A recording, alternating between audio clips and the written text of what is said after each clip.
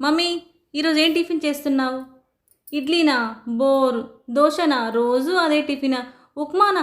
ఓయ్ బాబాయ్, ఉప్మా వద్దు బాబు అంటూ పరిగెడుతున్నారా మీ పిల్లలు? అయితే ఒక్కసారి నేను చేసే విధంగా ఉప్మా చేశారనుకోండి, వీక్లీ వన్స్ ఆర్ 2 టైమ్స్ అయినా కూడా ఈ విధంగానే చేసి పెట్టు మమ్మీ అని అడుగుతారన్నమాట. సో థంబ్‌నెయిల్ గనుక మీరు చూసి మన వీడియో ఓపెన్ చేయలేదనుకోండి, మీరు పప్పులో కాలేసినట్టే. ఎందుకు అంటే నేను పర్ఫెక్ట్‌గా ఉప్మా ఏ విధంగా చేయాలో చూపిస్తాను. ఉప్మా అందరూ చేసే విధంగానే కదా అంటావు కదా! సో ఒక్కసారితే వీడియో ఓపెన్ చేసి చూస్తే తెలుస్తుంది కదా! మీకు నేను ఏ విధంగా ఉప్మా చేశాను అనేదైతే మీకు తెలుస్తుంది. కాబట్టి మీరు ఒక్కసారి మన వీడియో ఓపెన్ చేసి చూసి ఎలా వచ్చిందో నాకైతే కామెంట్ అయితే చేయండి. అయితే వీడియో ఎక్కడ స్కిప్ చేయకండి. అలా అయితేనే నేను పర్ఫెక్ట్‌గా ఉప్మా అనేది ఏ విధంగా చేశానో మీకైతే తెలుస్తుందన్నమాట. సో ఇది మనం ఇంట్లో కన్నా ఎక్కువగా ఫంక్షన్స్‌లో చేసినప్పుడు చాలా ఇష్టంగా లాగించేస్తూ ఉంటాం కదా! మరి అదే విధంగా ఇంట్లో మన పిల్లలు కూడా పెద్దవాళ్ళు కూడా లాగించాలి అంటే ఒక్కసారి అయితే ఈ విధంగా చేసేయండి. పర్ఫెక్ట్‌గా ఉప్మా అనేదైతే వస్తుందన్నమాట. సో ఇంకా లేట్ ఎందుకు చేస్తున్నారు? పద వీడియోలోకైతే. దానికోసం అయితే నేను ముందుగా ఉప్మా రవ్వ అయితే తీసుకున్నానండి. సో చూస్తున్నారు కదా! మనకు సూజీ రవ్వ అంటే మీకు అందరికీ తెలిసిందే.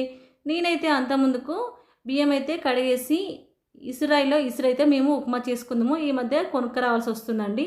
సో ఉప్మానైతే ఫస్ట్ బాండీ పెట్టేసి అది కొంచెం వేడవగానే ఉప్మాను ఆయిల్ లేకుండా ఇలా ఒక్కసారి అయితే వేపేసుకోండి. ఇలా వేపి దాన్నైతే ఒక ప్లేట్లో తీసుకొని పూర్తిగా చల్లారనివ్వాలన్నమాట. సో ఈలోపుగా మనమైతే ఈ ఉప్మాలోకి కావాల్సిన పచ్చిమిర్చి, ఆనియను, క్యారెటు, టమాటా, కొత్తిమీర,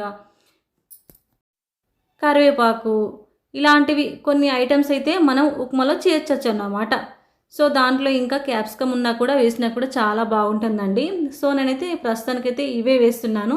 సో అవి కట్ చేసి పక్కన పెట్టుకున్న తర్వాత మళ్ళీ బాండీ పెట్టి దాంట్లో 1 స్పూన్ దాకా నెయ్యి అయితే వేసేయండి. మీకు నెయ్యి వద్దు అంటే ఆయిలే వేసేయండి. నెయ్యి వేసిన తర్వాత మీకు కావాల్సినన్ని పల్లీలు అయితే వేయించుకొని తీసేసుకోండి. అవి వేగిపోయిన తర్వాత మళ్ళీ అదే ఆయిల్లో ఫస్ట్ అయితే ఆవాలు చిటపటలాడాలండి. ఆవాలు చిటపటలాడిన తర్వాత జీలకర్ర, శనగపప్పు, పొట్టు మినపప్పు ఇవన్నీ వేసి అవి వేగిన తర్వాత మిరపకాయలు, ఉల్లిగడ్డ, టమాటా, కొత్తిమీర ఇవన్నీ కూడా వేసి అవి పూర్తిగా మాడిపోకూడదండోయ్ గుర్తుంచుకోండి. అవి తొందరగా మగ్గాలి అంటే సాల్ట్ వేసేయాలి కదా! ఈ విషయం అయితే అందరికీ తెలిసిందే అన్నమాట. సో సాల్ట్ వేసిన తర్వాత కొంచెం మగ్గిపోయాయి కదా!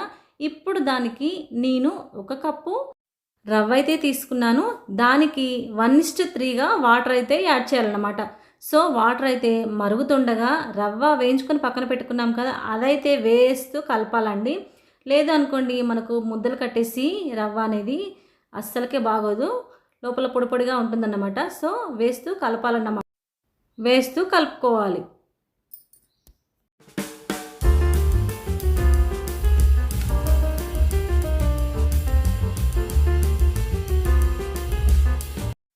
ఒక 5 నిమిషాలు అయిన తర్వాత మన గుమగుమలాడే ఉప్మా అయితే రెడీ అయిపోతుందండి.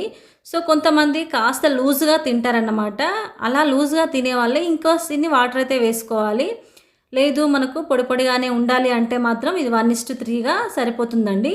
సో ఇప్పుడైతే మనము గ్యాస్ కట్టేసిన తర్వాత మనము వేయించుకున్నాం కదండీ పల్లీలు, అవైతే వాటిపైన ఉప్మా పైన వేసి పిల్లలకి ఇచ్చామనుకోండి, పల్లీలు అనేటివి ఆయిల్లో వేయించాం కదా, అవి మధ్య మధ్యలో తగులుతుంటే భలే అంటే భలే టేస్టీగా ఉంటాయండి.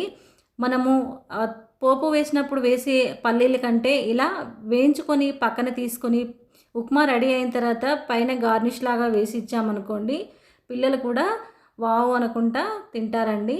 సో ఇంకా లేట్ చేయకుండా మీరు కూడా వెళ్ళి ఉప్మా అయితే ఈ విధంగానైతే ప్రిపేర్ అయితే చేసేయండి. చూస్తున్నారు కదా ఎంత ఎమ్మీగా ఉందో. సో దీనికైతే సైడ్ అయితే టమాటా చట్నీతో మా ఇంట్లో అయితే ఎక్కువగా తింటామన్నమాట. మరి మీకు ఉప్మాలో ఎలాంటి చట్నీ అంటే ఇష్టమో నాకైతే కామెంట్ అయితే చేయండి.